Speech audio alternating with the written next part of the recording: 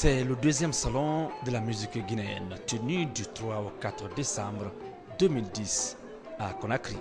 C'est un plateau qui a réuni les acteurs culturels guinéens, promoteurs, managers, maisons de production et de distribution, musicologues, administrateurs des arts et de la culture en Guinée. Ils ont intensément échangé pendant 2 jours. Des amis et fans de la musique guinéenne se sont joints à ce beau monde. Des journalistes et animateurs culturels y étaient également conviés. Objectif, amener les opérateurs culturels et les musiciens à se mettre à l'école des nouvelles technologies de l'information dans l'exercice de leur profession, en vue de mieux qualifier la musique guinéenne, mieux faire sa promotion et mieux la vendre. D'où le choix du thème « La musique guinéenne et les nouvelles technologies de l'information ». Une initiative de l'agence de promotion artistique et culturelle Mass Production en collaboration avec le bureau export de la musique africaine, BEMA. C'est avec un sentiment de réconfort nourri d'un immense espoir que je m'adresse à vous, mesdames et messieurs, vous qui avez apostrophé votre précieux temps pour venir prendre part à ce deuxième salon de la musique. Cela dénote de votre volonté à apporter votre contribution au rayonnement de la musique guinéenne, une musique qui cherche encore sa voie pour se retrouver dans l'arène internationale. Car après des années de gloire, notre musique a été atteinte d'une cécité dont le mal perdure encore. En effet, au regard de ce constat et face à tant d'autres qui se posent au plan régional, un groupe d'opérateurs culturels africains travaillant en réseau au sein d'une entité indépendante appelée BEMA, Bureau Export de la musique africaine, a décidé de s'engager pour consolider la création musicale via circulation des artistes et des opérateurs culturels, la diffusion musicale, la distribution phonographique et l'assainissement juridique, tout en valorisant l'implication du pouvoir public. Une rencontre des professionnels qui s'est déroulée autour du spectacle, de l'exposition des œuvres artistiques et culturelles, c'est des photos, des images des figures légendaires de la musique guinéenne et africaine.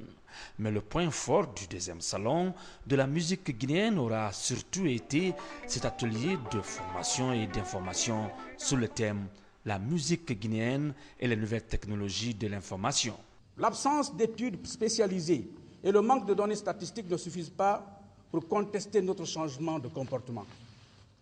En conséquence, je me demande pourquoi nous ne cesserions pas de considérer les nouvelles technologies d'information et de la communication comme une affaire qui ne concerne que les autres, américains, européens et asiatiques. Je me pose cette question. Nous devrions cesser d'en parler timidement, comme d'un sujet banal, une expression à la mode qui enrichirait notre vocabulaire. Il suffit de regarder autour de nous pour constater que les nouvelles technologies de l'information et de la communication sont plus proches de nous que nous pouvons l'imaginer. Nos objets les plus usuels, les CD que nous écoutons, les DVD que nous regardons, les téléphones de nouvelle génération que nous utilisons pour communiquer, les sonneries personnalisées de nos téléphones, les MP3, les clés USB que nous utilisons pour stocker la musique et les données sont des concentrés des nouvelles technologies de l'information et de la communication. Et Internet, qui nous permet de naviguer à travers le web et d'accéder au réseau télématique international, en est l'interface le plus usitée.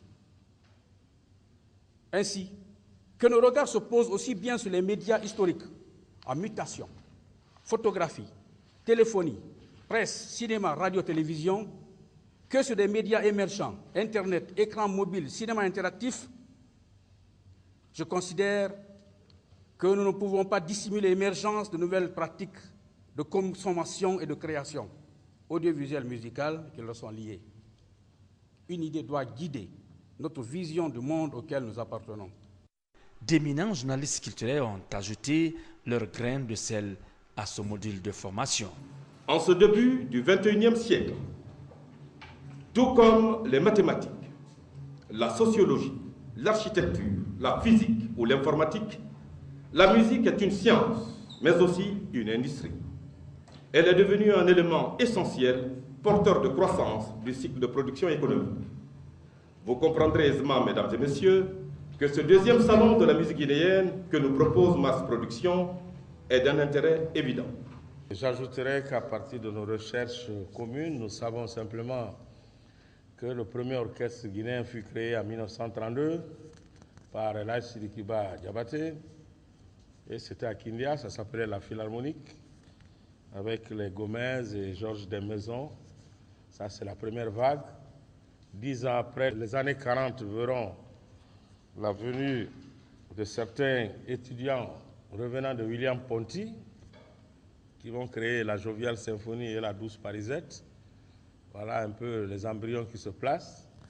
Du côté de la Sierra Leone, des ressortissants sierra-léonais aussi vont faire leur apparition, dont John Vincent et Daddy Kerou, qui vont créer l'Africana Swing Band. C'est eux qui vont mener la danse années 40 jusqu'aux années 50. À partir donc des années 50, on verra l'éclosion d'une autre race de jeunes musiciens guinéens. Ça, c'est l'avènement maintenant de la génération de Kélétigui Traoré, et Momo Wandel et bien d'autres, plus le retour de Bala Onivogui et Pivi du Conservatoire de Dakar. Maintenant, nous sommes au début de 58, année d'indépendance. Ils vont constituer le premier noyau d'un orchestre qui s'appellera Sili Orchestre, 59, 60, 61. Dans un pays où la promotion et la production musicale se confondent avec l'affairisme, il est nécessaire, voire indispensable, de rectifier le tir. Et cela passe nécessairement par la formation et l'information. Il suffit de jeter un regard sur l'ampleur de la piraterie des œuvres musicales en Guinée pour s'en convaincre. Les marchés et les rues de Conakry sont bondés de studios ambulants d'enregistrement et de duplication audio et vidéo. Une piraterie qui fait que les artistes et les musiciens guinéens ne vivent pas de leur œuvre. Nous sommes responsables de notre propre malheur. Quand les gens ne sont pas à l'abri du besoin, ils cherchent à manger, ils cherchent le quotidien, c'est difficile qu'ils se rendent compte que ça joue sur eux plus tard, des années plus tard. Moi, je prends l'exemple sur moi. Je viens de faire un CD en France, signer la convention avec le Festival d'Angoulême et tout. Les institutions actuellement sont en train de rafler, ça passe bien à la FNAC en France. Arrivé à Conakry, je me rends compte, bon, j'ai des problèmes comme n'importe qui. Si je n'étais pas aussi conscient de tout ce que j'ai fait comme contrat avec les amis en France, et bien voilà, ma personne qui prenait mon propre produit pour le vendre à des gens sur place. Je ne vais pas dire le nom de celui qui m'a entretenu hier, pendant les expositions, là, pendant l'exposition. Il me dit, écoute, j'ai vu ton CD quelque part dans les salons et tout. Est-ce que tu peux me voir? J'ai dit, écoute, c'est pas ici qu'on va discuter, on va s'asseoir pour en parler. Donc, si les artistes même se rendent compte qu'il faut faire attention pour ne pas être son propre pirate, donc on peut endiguer, je ne dis pas qu'on peut enrayer, mais on peut essayer de trouver une solution pour ne pas que ça soit un peu plus clair que ce qui se passe maintenant. Fatabou Camara est fondateur de ce groupe appelé Fatabou Percussion. Célèbre percussionniste de Guinée, il a fait le tour du monde au sein des ballets. Mais depuis 8 ans, il peine à se faire un toit.